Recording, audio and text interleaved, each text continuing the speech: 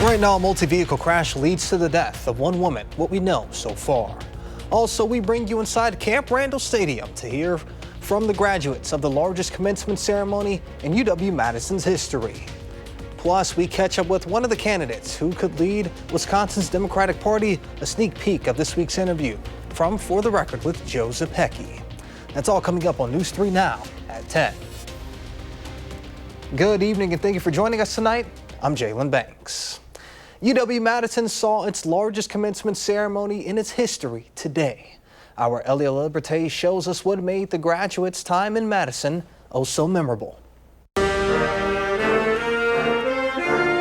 UW-Madison class of 2025 entering Camp Randall as students, but leaving as alumni. 8,679 of you are graduating today, making this year's commencement the largest in our 176-year history. Those thousands of graduates flooded with emotions. You work so hard to get to this point in life, and it's a great feeling. I grew up in Madison, so I grew up watching the older people graduate here, and now it's me, so I'm just super excited. Students reminiscing on their time in Madison. Madison has just been my second home for the last 3 years. I feel like I've made such great friends and so many memories. I'm definitely gonna miss sitting by the lake or going to tailgates. Graduation also a chance for the Badgers who came before them to share some advice. Life is often a process of learning what you don't know. You will be humbled. You will recover. You will gain insight and perspective, which are gifts. Right now, you have the greatest gift anyone can have: time. The graduates also offering advice of their own. Do something engineering, do everything that you can. Maximize your college. School's gonna be hard, but take your weekends off and have fun with your friends. School can sometimes be hard, life can be hard, but you remember to just have fun because it'll be like this time flies and it'll be over before you know it. Reporting at Camp Randall, Elia Liberté, News 3 Now. And on Wisconsin. Ellie, thank you and congratulations to all of our graduates. Now we're going to head outside live for a look at your First One forecast with meteorologist Blaze Keller. Blaze, it is a beautiful evening, isn't it? It is. Here in southwestern Madison, it is a perfect May evening. Temperatures aren't too bad at this hour. The humidity is low. We're in the low 50s. 40s off to our east along the Lake Michigan shoreline, beginning to slip into the 40s, Camp Douglas, as well as Black River Falls. But we're holding on to the 60s along the Mississippi River. It's 64 in Platteville, 61 Prairie du Chien, 59 in the Dells, as well as in Mineral Point, 52 in Janesville. We'll take it into Dane County quickly, 58 Sauk City still, and 55 in Belleville. So it's a very pleasant evening. Underneath the clear conditions, we'll eventually slip into those 40s, maybe a few 50s along the Mississippi River there, but the nice conditions stick around for Mother's Day. We're treating Mom to plenty of sunshine, mid to upper 70s. If you're going to treat her early in the morning, 50s, and then by noon, we're flirting with the 70s, and we will be there by the mid-afternoon. Could even slip into those 80s before we wrap up this busy weekend. Now, as we go into next week, we will see the chance for showers and thunderstorms and maybe some severe weather. So we'll track out all that in just a few minutes. All right, sounds good, Blaze. We'll see you in just a bit. And to keep up with the latest, you can track the forecast yourself on the First One Weather app. It is hourly planners, road conditions, and even radar. You can download it for free in your phone's app store. Just search WISC Weather. The Madison Police Department are investigating an alleged robbery and sexual assault on the city's south side Saturday morning. Officers were dispatched to the 1100 block of West Badger Road. Police reported an adult victim was on foot and headed to work when they were allegedly robbed and sexually assaulted by an unknown suspect. The suspect has not been located and no arrests have been made. Anyone with any information is asked to contact the Madison Police Department at 608-255-2345 or the Madison Area Crime Stoppers at 608-266-6014. A Milwaukee woman is dead Friday after a crash on I-94 near Madison. The Wisconsin Department of Transportation reported a secondary multi-vehicle crash occurred on I-94 westbound at approximately 1:55 p.m. 4 vehicles were involved in the crash. 2 people were taken to area hospitals with non-life-threatening injuries. An 89-year-old Milwaukee woman later died at the hospital.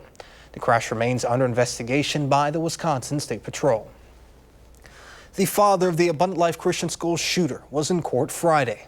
Jeffrey Rupp now is facing several charges, with District Attorney Ishmael Ozan calling the case, quote, unprecedented. Ruppnow's bond was set at $20,000 for the 3 felony counts. You'll remember it was on Thursday when he was arrested. That same day, a criminal complaint revealed Ruppnow had knowledge of his child's history of mental health problems and suicidal ideations. Ozan saying this during Ruppnow's initial appearance. Mr. Ruppnow does not have criminal history. Mr. Ruppnow has ties to our community. Mr. Ruppnow purchased the firearms legally. But Mr. Ruppnow, in providing the firearms to a minor child, was responsible for the minor's actions with firearms. The criminal complaint also alleges Ruppnow kept numerous guns in a safe in his home, which were largely available to his daughter. A 19-year-old teen suffered serious non-life-threatening injuries following a crash with a tractor Friday night. According to the Dodge County Sheriff's Office, a 2011 Subaru passenger car was headed eastbound on State Road 33 east of County Road TW in Hubbard when it collided with a 24-foot plow being towed by a tractor. The driver of the Subaru, a 19-year-old teen from Iron Ridge, was pulled from the vehicle. He was taken to a local health clinic for his injuries. The operator of the tractor was a 64-year-old Hartford man who suffered minor injuries and was released from the scene. This June, Democrats in Wisconsin will have to decide who they want to lead the state party heading into a crucial midterm election next fall. This comes after current state party chair Ben Winkler decided not to run for another term. Winkler is widely credited for many of the recent wins Democrats have seen here in the Badger State. We spoke with one of the candidates running to replace him, Joe Zepecki, on this week's For the Record. The Democratic Party has lost its way when it comes to how we communicate our values and what we are not just fighting against, but what we're fighting for. I think the communications mindset I bring will allow us to re-engineer how we communicate those values. You can see more from this interview this Sunday at 10:30 on For the Record with our very own Will Keneally. Coming up next on News 3 Now at 10, Blaze Keller returns with a complete look of your First Warn forecast live from Madison, and how the Trump administration faces a roadblock in their effort to downsize the government. Plus, how one RFK-inspired influencer is using their platform to spread their message on healthy eating. Stay with us. News 3 Now at 10. Thank you for staying with us. This weekend, a new roadblock for the Trump administration. A California judge is pausing its efforts to drastically downsize government. CBS News' Willie James Inman has more. Firings at least 20 government agencies and massive spending cuts are paused for 2 weeks as a federal judge in San Francisco considers a challenge brought by employee unions. In the court filing, Judge Susan Ilston wrote, "The president likely must request congressional cooperation to order the changes he seeks." The case, the latest episode to put the brakes on the Trump agenda with hundreds of pending court challenges nationwide, and comes as the White House pushes for funding of the president's other priorities, including boosting border security. The president now suggesting taxing the rich as a way to pay for his plans. That is expected to rattle Republicans in charge of Congress. I would love to be able to give people in a lower bracket a big break. There's new pushback on the president's immigration policies. This confrontation at a detention center in New Jersey. The Democratic mayor of Newark, Ross Baraka, arrested for trespassing. If I was on their property, I was invited there. Somebody allowed me to go in there. I didn't climb a fence. I didn't kick the door down. I didn't bust the window like their friends did at the Capitol. A Homeland Security official calling it a political stunt, warning there could be more arrests coming. We won't stand for it. We're not playing games in this administration. The episode comes as the Trump administration says it is considering suspending the constitutional right to due process for undocumented migrants to speed up deportations. The privilege of the writ of habeas corpus can be suspended in a time of invasion. So I would say that's an option we're actively looking at. Willie James Inman, CBS News. The last time habeas corpus was suspended took place in Hawaii after the surprise attack on Pearl Harbor. It has never been used to handle illegal immigration. Military academies could have to purge dozens of books from their libraries. A memo from the Defense Department has ordered all of the academies to identify and remove books from their libraries that deal with issues such as race, gender ideology, and other, quote, divisive concepts that are now considered incompatible with the department's core mission. The memo said the Pentagon will create a temporary academic libraries committee that will help identify any offending books for further review. The Naval Academy has already removed nearly 400 books from its main library to comply with President Donald Trump's executive order to remove all diversity, equity, and inclusion content from kindergarten through 12th grade schools. The academies must identify the books for review by May 21st. House Republicans are considering making changes to the Supplemental Nutrition Assistance Program, including new work requirements. A source says the House Agricultural Committee is considering moving the age of work requirements for able-bodied adults from 54 to 64 years of age. Another possible change under consideration would require parents of school-age children to work or volunteer 20 hours a week or 80 hours a month. The committee is also reportedly looking to impose new requirements for states to supplement some of the cost of the program, which is known as SNAP. States would pay an amount based on their overpayment error rate. The FDA has announced a new screening tool for cervical cancer. This could be a game changer. The FDA has okayed an at-home test that will allow patients to collect their own vaginal samples for screening.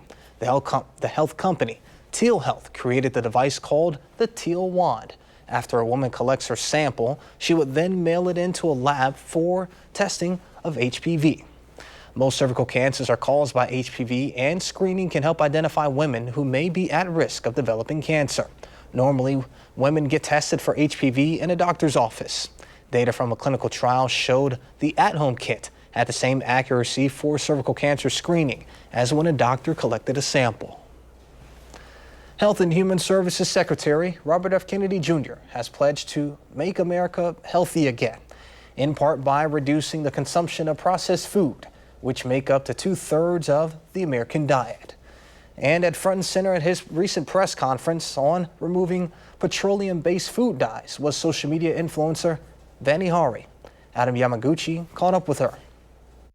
We've awakened the entire country to these issues. You may not know her name. Thank you so much. But at the Natural Food Expo, where the crowd is obsessed with how healthy their food is, Vani Hari, also known as the Food Babe, is as big a deal as it gets. You're treated like a rock star in this space here. I'm just so excited that I've been part of this movement to tell people the truth about what's been done to their food.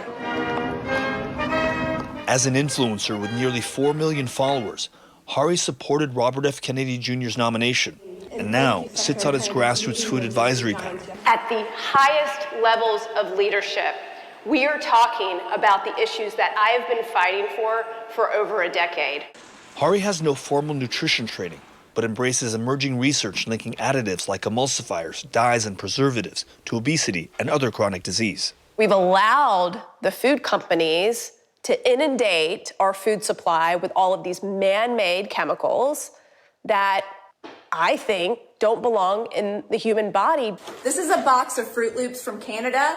Hari first went on the offensive when she discovered that many iconic American processed foods contain dyes and other ingredients that are not found in the same products outside the U.S. That next time you want to go into Chick-fil-A and get that. Next, Hari moved from the grocery aisles to the fast food lane. Skeptics question Hari's self-taught expertise and her self-interest in selling her own food products. You also have a lot of critics who say she doesn't know what she's talking about. You know, I would say sometimes we just got to use our common sense. And you don't need to be a rocket scientist to know how to eat. Growing up in North Carolina, this daughter of Indian immigrants struggled with eczema, inflammation, and excess weight.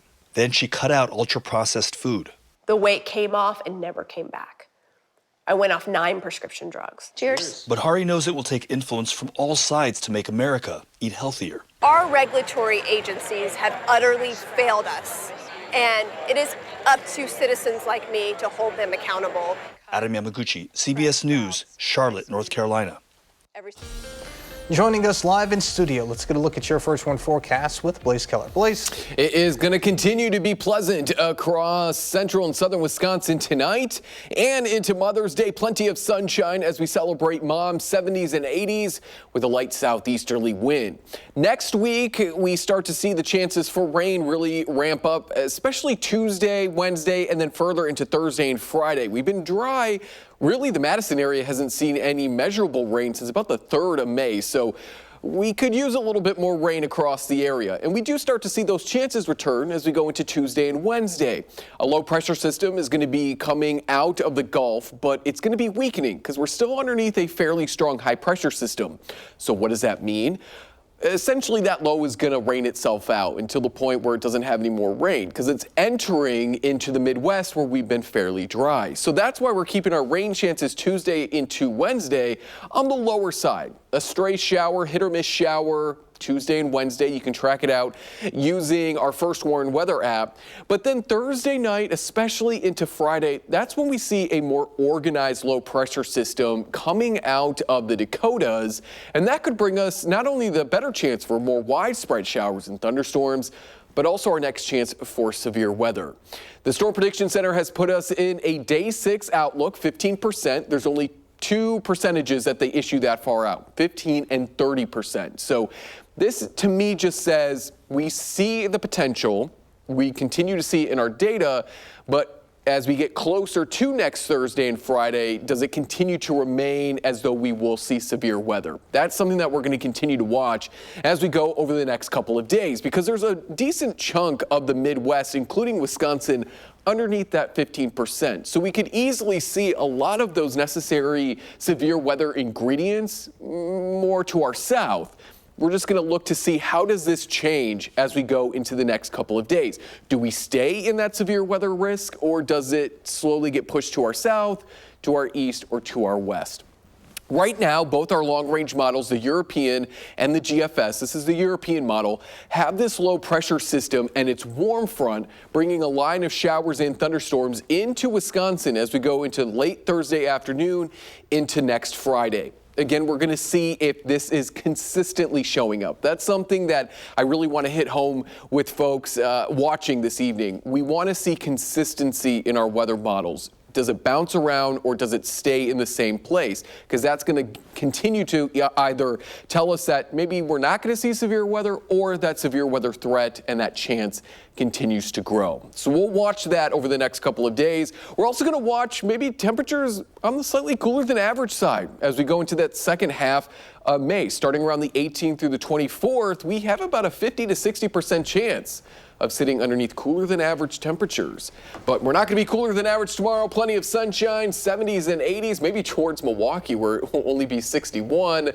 But it is going to be a pleasant day nonetheless. Monday, mostly to partly sunny. Rain chances return Tuesday and Wednesday. And as I just mentioned, we're going to continue to watch that severe weather chance, that alert day Thursday into Friday.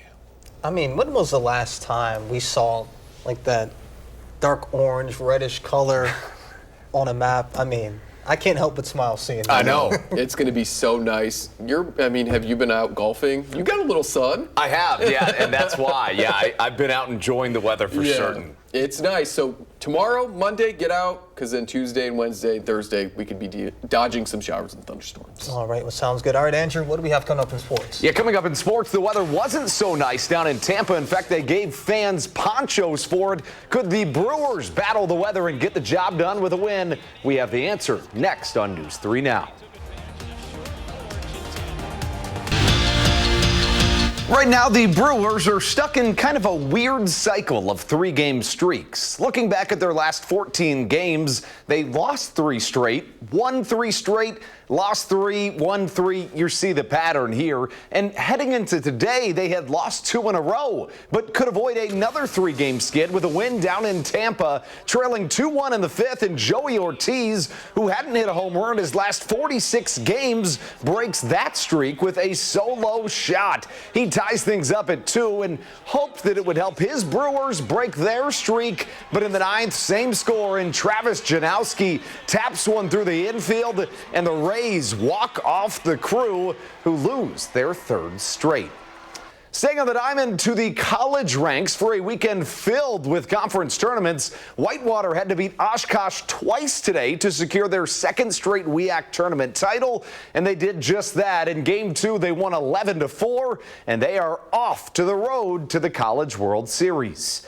And how about Edgewood, who made a surprise run in their conference tournament, making it all the way to the championship game. The 6-seeded Crusaders, though, fell short of that championship title today, losing 10-0 to MSOE. And in the WIAC softball tournament, Platteville played Oshkosh in their championship game, but the Pioneers could not pull off the victory. They lost 9-2.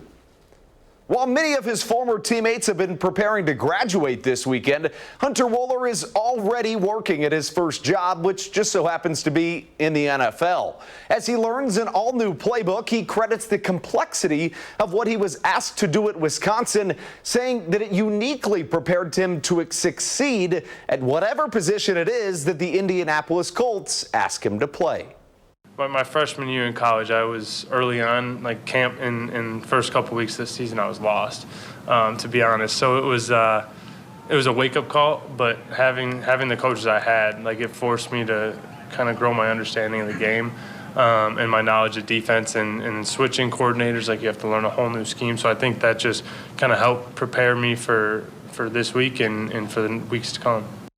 And check out Wohler's teammates at graduation with Coach Luke Fickle today. You see Daryl Peterson in there. Here's the basketball team with Kamari McGee, Max Klesmet, Carter Gilmore, John Tange, you name it. And, of course, athletes from all stripes were there. Women's hockey, women's golf, men's track also being shown in just some of these pictures. But, Jalen, as happy as we are for all of the Badger athletes, you just got to recognize the incredible achievement that it is for any student on graduation today. It's always an exciting thing that shouldn't be taken lightly. Yeah, absolutely. I mean, going to a school like UW, you know, one of the best universities in the country, huge accomplishment. But as they mention in like every commencement ceremony, you know, the next journey begins. You know, college is just a stepping stone to, you know, really live out the life that you want to live in the long run. And we wish all of them the best, not just the athletes, every single one of them. A really exciting day. Absolutely. Thank you, Andrew. We'll be right back. But we have, you know, probably the most beautiful day of the year with Mother's Day coming up. Will it be beautiful outside or no? Oh, yeah. Plenty of sunshine, 70s, and the nice conditions stick around into Monday. And then we see rain chances return Tuesday through Friday of next week. Time to hop on the grill.